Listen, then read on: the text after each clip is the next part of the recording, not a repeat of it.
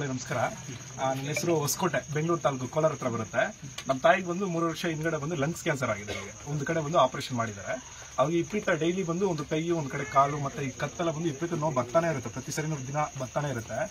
ನಮ್ಮ ತಾಯಿಯವ್ರು ಬಂದು ಒಂದಿನ ಇದೇ ತರ ಯೂಟ್ಯೂಬ್ ಅಲ್ಲಿ ವಿಡಿಯೋ ನೋಡ್ತಾ ಇರುವಾಗ ದೇವ್ರ ಬಗ್ಗೆ ಹೇಳ್ತಾ ಇದ್ರು, ನನಗೆ ಈ ತರ ಇದೆ ಹಂಗಂತ ಹೇಳ್ತಾ ಇದ್ರು. ನಾನು ಫಸ್ಟ್ ನಂಬಿಲ್ಲ ಅದನ್ನ.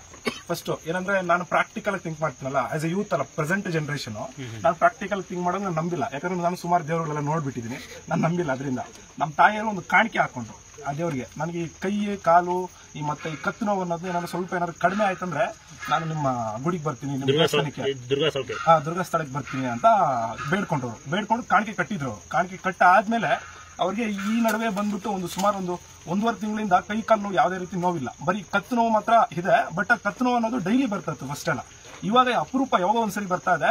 ಗುರುಗಳನ್ನ ಹುಡ್ಕೊಂಡು ಬಂದಿದ್ದೀನಿ ಇಷ್ಟು ದೂರ, ಗುರುಗಳ ಆಶೀರ್ವಾದ ಮಾಡಿದ್ದಾರೆ. ಇನ್ಮೇಲೆ ಕತ್ತು ನೋವು ಇರಲ್ಲ ಅಂತ ನನಗೆ ಹೇಳಿದ್ದಾರೆ. ಇರಲ್ಲ ಅಂತ ನಾನು ನಂಬಿಕೆಯಿಂದ ಹೋಗ್ತಾ ಇದೀನಿ.